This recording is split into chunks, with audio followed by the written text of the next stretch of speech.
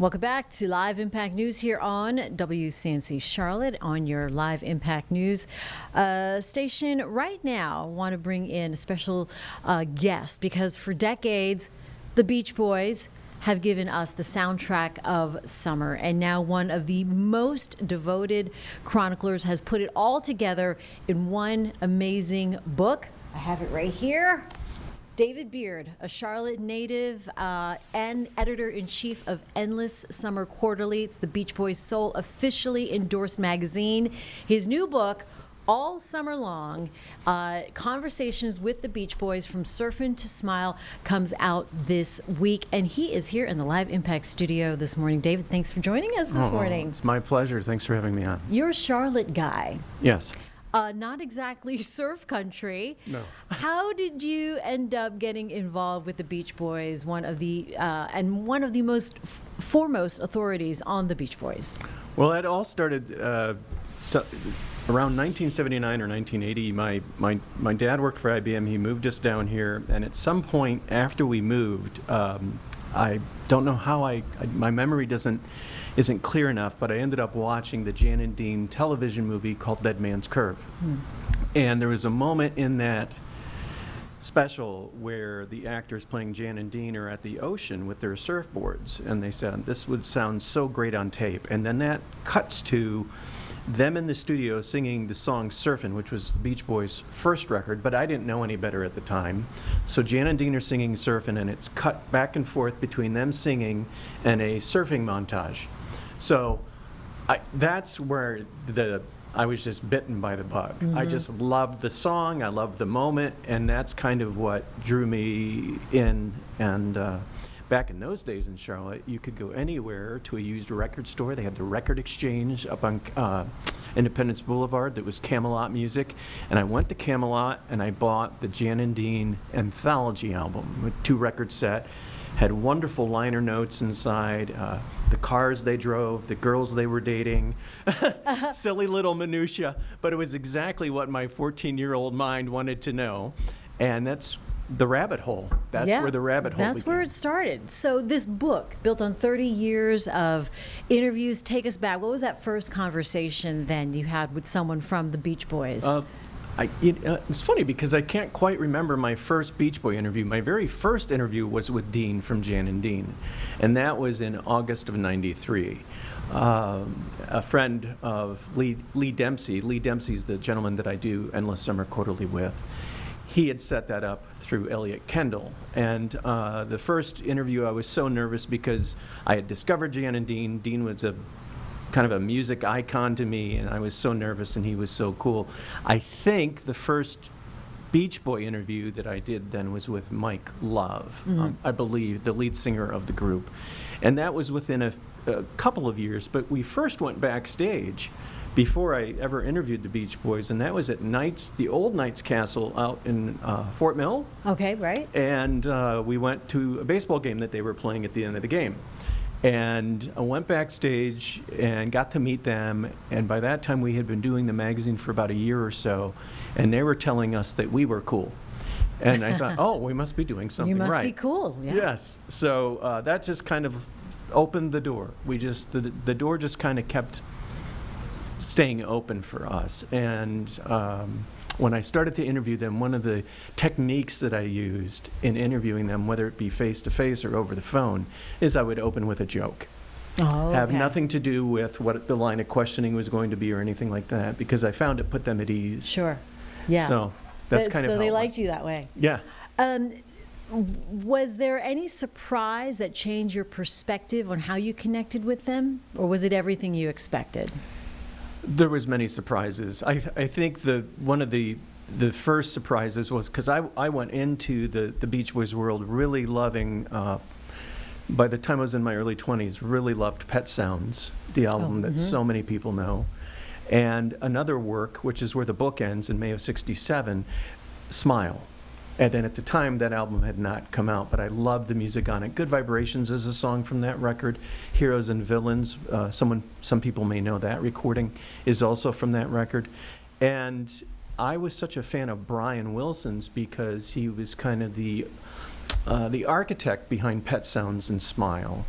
So when going into getting to know the group, I had kind of this somewhat polarized perspective of, if not for Brian, none of the other work would be worthwhile. The other members without Brian are nothing. And I think that seems to be, to this day, kind of an ongoing narrative about them, which is completely inaccurate and false. Oh, okay.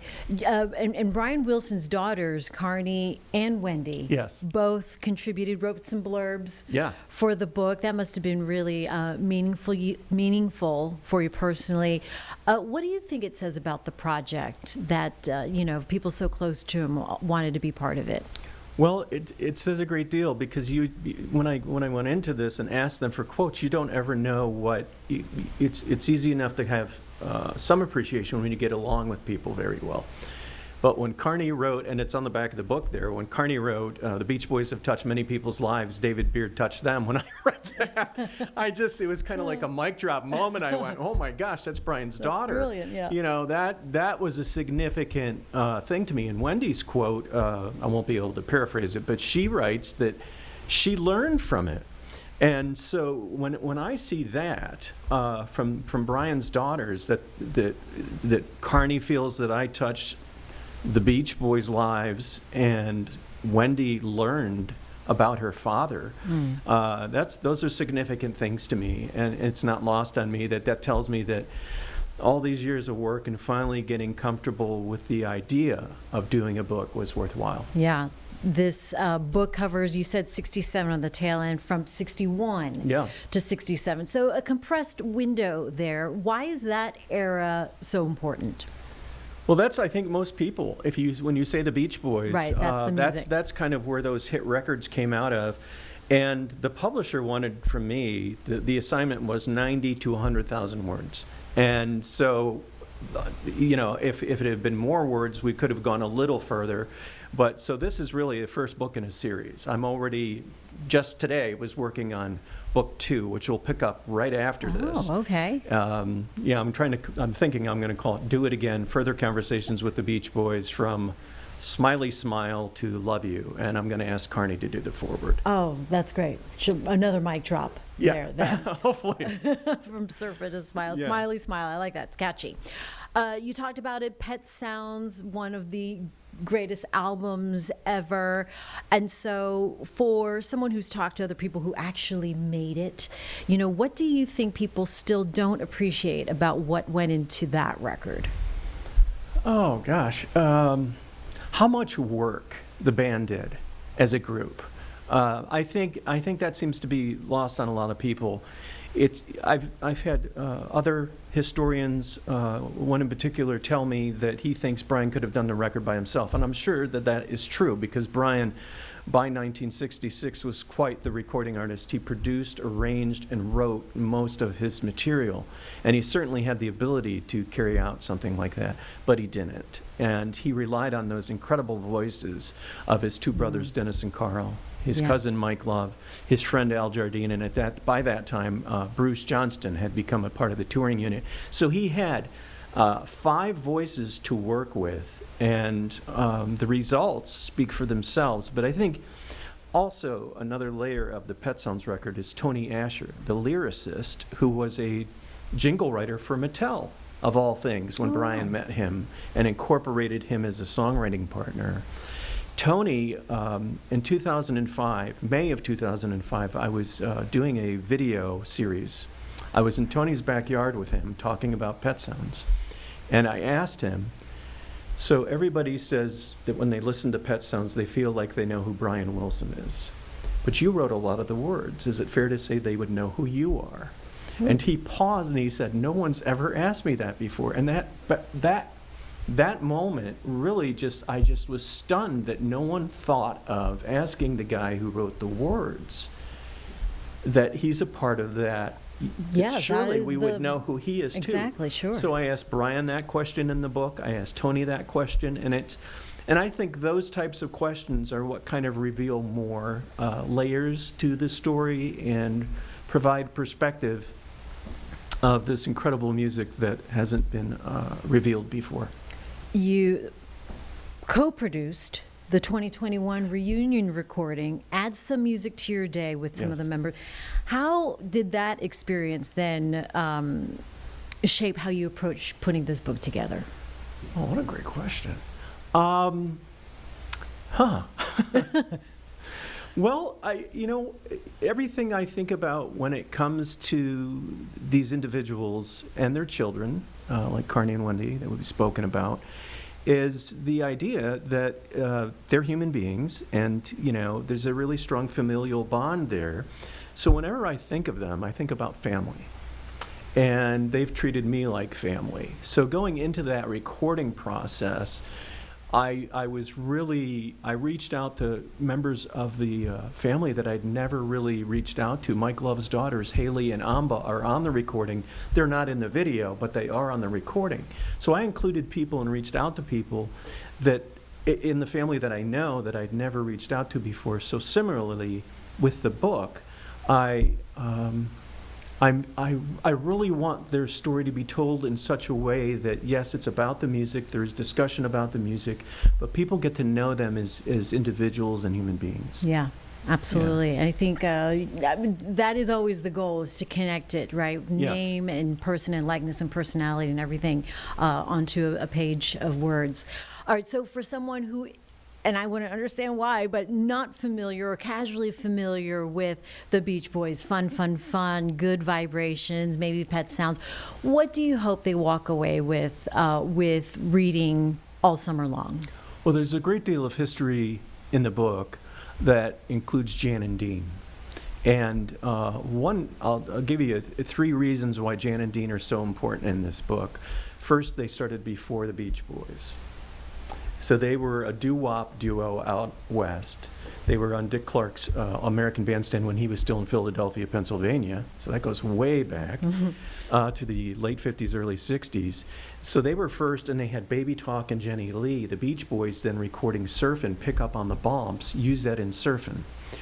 Then in 1963, early 63, Brian's working on Surfin' USA, which is a direct borrow of the melody line from Chuck Berry's Sweet Little 16. Mm-hmm. And all this is in the book. So Jan and Dean are with Brian, and they say, hey, we know that song. We know, we've already done shows with Chuck Berry. We know his manager. We know Chuck. You should give that to us because you're going to get in trouble. And Brian said, no, you can't have that, but you can have this other song. And at the time it was called Goody Connie, Won't You Come Out Tonight? That became Two Girls for Every Boy, and eventually Surf City.